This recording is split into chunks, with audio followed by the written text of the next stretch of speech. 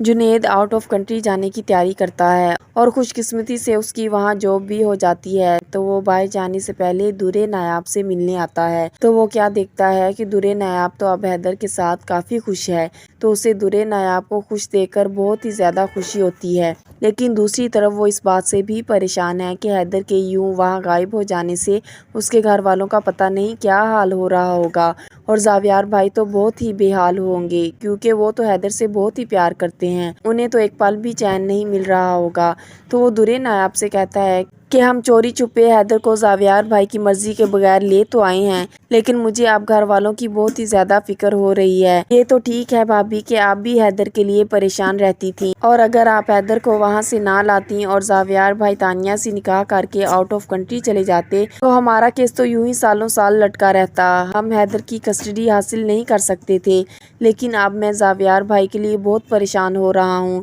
درِ نایاب تو جنید کی بات سن کر کافی زیادہ پریشان ہوتی ہے، لیکن جنید پھر اسے تسلی بھی دیتا ہے کہ ہم بہت جلد گھر والوں کو اور زاویار بھائی کو کوئی اچھا موقع دے کر بتا دیں گے کہ حیدر ہمارے پاس ہے، تاکہ وہ لوگ پریشان نہ ہوں۔ اور پھر جنید درِ نایاب کو یہ بھی کہتا ہے کہ بھابھی آپ کو حیدر کے خرچے کے سلسلے میں بالکل بھی پریشان ہونے کی ضرورت نہیں، میں اس کا سارا خرچہ اٹھاؤں گا، آخر میں بھی تو حیدر کا کچھ لگتا ہوں، اور ویسے بھی میری جاب بھی بہت اچھی ہے، اس لیے آپ اس حوالے سے بے فکر رہیں۔ درِ نایاب شکریہ ادا کرتی ہے اور کہتی ہے کہ جنید بھائی آپ کو یہ سب کرنے کی کوئی ضرورت نہیں ہے، آپ پہلے بھی مجھ پر کافی احسانات کر چکے ہیں، اور اب تو میں بھی جاب کرتی ہوں، اس لیے میں اب اپنے بیٹے حیدر کا خرچہ بآسانی اٹھا سکتی ہوں۔ تو جنید کافی خفا ہوتا ہے اور کہتا ہے کہ بھابھی آپ تو غیروں جیسی بات کر رہی ہیں، حیدر زاویار بھائی کا بیٹا ہے اور اس حوالے سے میرا اس پر کافی زیادہ حق ہے، اور اب میں اس بارے میں کچھ بھی نہیں سننا چاہتا۔ تو درِ نایاب پھر مسکرا دیتی ہے اور کہتی ہے کہ ٹھیک ہے جیسے آپ چاہیں،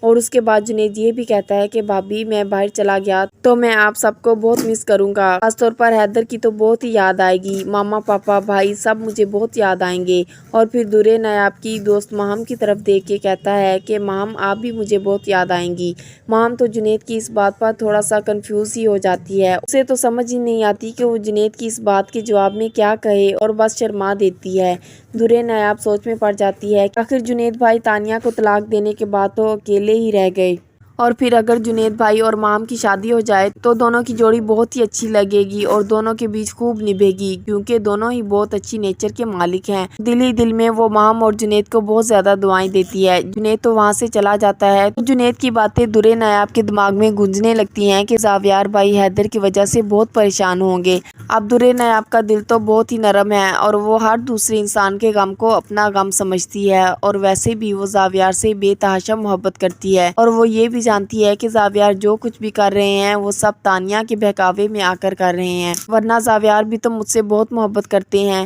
تو درِ نایاب جمیلہ ماسی کو کال کرتی ہے اور سب حال احوال پوچھتی ہے کہ گھر میں سب خیریت تو ہے نا؟ تو جمیلہ بتاتی ہے کہ خیریت کہاں بی بی جی، حیدر کے یوں اچانک غائب ہو جانے سے گھر میں بہت ہی زیادہ پریشانی ہے، جس پر درِ نایاب حیران ہو کر پوچھتی ہے کہ زاویار اور تانیہ کا تو نکاح ہونے والا تھا، کیا وہ نہیں ہوا؟ تو جمیلہ بتاتی ہے کہ زاویار صاحب نے تانیہ سے نکاح کرنے سے صاف انکار کر دیا ہے، اور پھر بتاتی ہے کہ حیدر کے گم ہو جانے کے بعد اب نگار بیگم تو تانیہ کو بالکل اچھا نہیں سمجھتی، اب وہ تانیہ پر بہت زیادہ غصہ ہیں اور انہیں لگتا ہے کہ تانیہ نے جان بوجھ کر حیدر کو غائب کروایا ہے، جو کہ سچ بھی ہے۔ نگار بی بی نے زاویار صاحب سے تو کہا ہے کہ اگر تم تانیہ سے شادی کرنا چاہتے ہو تو تمہاری اپنی مرضی ہے، لیکن ہم لوگ اس شادی کے حق میں نہیں ہیں اور نہ ہی تمہیں اس شادی کے لیے فورس کریں گے، اور ساتھ انہوں نے یہ بھی کہا کہ اگر حیدر ہمیں مل جاتا ہے تو ہم خود اسے درِ نایاب کے حوالے کر دیں گے۔ جانتی ہیں کہ نگار بی بی آپ پچھتانے لگی ہیں کہ انہوں نے آپ کے ساتھ کافی ناانصافیاں کی ہیں، اور آپ ہی حیدر کا بہتر طریقے سے خیال رکھ سکتی ہیں۔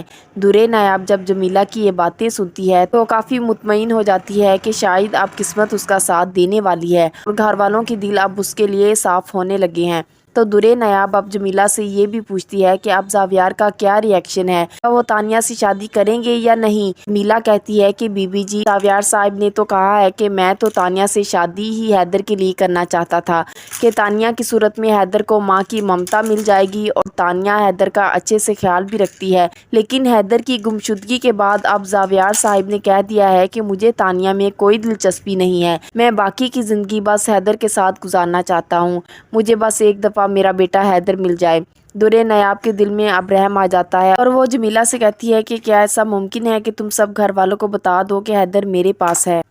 मैं ज़ावियार को परेशान होता नहीं देख सकती और फिर अंकल आंटी भी परेशान है। मैं सबको परेशान नहीं करना चाहती थी, मैं तो हैदर को हासिल करना चाहती थी। जमीला कहती है कि अगर मैं सबको बताती हूँ तो बीबी जी तानिया बीबी मेरे खिलाफ हो जाएंगी और फिर मेरी नौकरी भी खतरे में पड़ सकती है, मेरा तो और कोई आसरा भी नहीं। तो दुर्रे नायाब कहती है कि जमीला, रिस्क देना या ना देना तो अल्लाह के हाथ में है, इंसानों के हाथ में नहीं। तुम्हारे हिस्से का रिस्क तुम्हें मिलकर ही रहेगा, चाहे कहीं से भी। लेकिन तुम एक दफ़ा ज़ावियार और अंकल आंटी तक मेरा ये पैगाम पहुंचा दो, और अगर वो हैदर से मिलना चाहते हैं और उसकी वापसी चाहते हैं तो मैं हैदर को देने के लिए बिल्कुल तैयार हूँ। तुम बस उनसे कहना कि मुझे हैदर से मिलने से ना रोकें। जब जमीला घर वालों की तरफ जाती है, क्या देखती है कि निगार बेगम तानिया से कह रही होती हैं कि मुझे तो साफ लग रहा है कि तुमने जानबूझकर हैदर को गायब किया है, तुम्हें हैदर से मोहब्बत थी ही नहीं। तो तानिया मगरमच्छ के आंसू बहाते हुए कहती है कि आप लोग मुझ पर इतना बड़ा इल्ज़ाम कैसे लगा सकते हैं, मैं बिल्कुल भी ऐसी नहीं हूँ, सब झूठ है। तो जमीला बोल पड़ती है कि तानिया बीबी आप झूठ बोल रही हैं। तानिया तो ये सोच भी नहीं सकती थी कि जमीला सारी सच्चाई बताएगी। वो जमीला पर गुस्सा होती है कि तुम्हें हमारे घर के मामलात में बोलने की कोई ज़रूरत नहीं,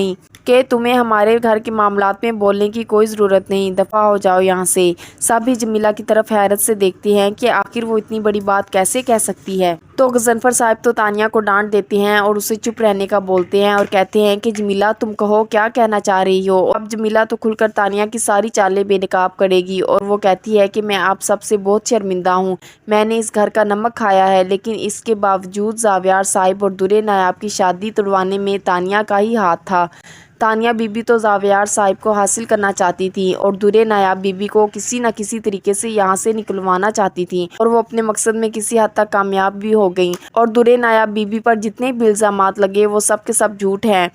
ना तो दुर्रे नायाब चोर हैं और ना ही बदकिरदार हैं। और इसके साथ ही जमीला ज्वेलरी और कैश लाकर ज़ावियार को थमा देती है और लुकमान को भी सामने ले आती है ताकि वो ज़ावियार को और बाकी घर वालों को सारी हकीकत से आगाह करे। लुकमान बताता है कि तानिया बीबी ने मुझे बहुत बड़ी रकम दी थी ताकि मैं दुर्रे नायाब बीबी के महल्ले में जाऊं और वहां जाकर उनको बदनाम कर सकूं जुनैद साहब के साथ। और तानिया बीबी ने ये खबर सोशल मीडिया पर भी वायरल की थी ताकि अगर दुर्रे नायाब बीबी बदकिरदार साबित हो जाएंगी तो ज़ावियार साहिब उन्हें तलाक देने पर राजी हो जाएंगे। फिर जमीला ये भी बता देती है कि हैदर दुर्रे नायाब के पास मौजूद है और तानिया बीबी ने ही दिया था क्योंकि वो नहीं चाहती थी कि ज़ावियार साहब से शादी के बाद हैदर उनके साथ रहे। ज़ावियार तो अब ये सब सुनकर शर्मिंदगी के समंदर में डूबता ही चला जाता है और तानिया पर उसको शदीद गुस्सा आता है। वो धक्के देकर तानिया को घर से निकाल देता है और कहता है कि तुमने तो हमें कहीं का नहीं छोड़ा और अब वो दुर्रे नायाब को इज्जत से घर ले ही आएगा। वीडियो पसंद आई हो तो चैनल को सब्सक्राइब और बेल आइकन को प्रेस करना मत भूलिए। शुक्रिया।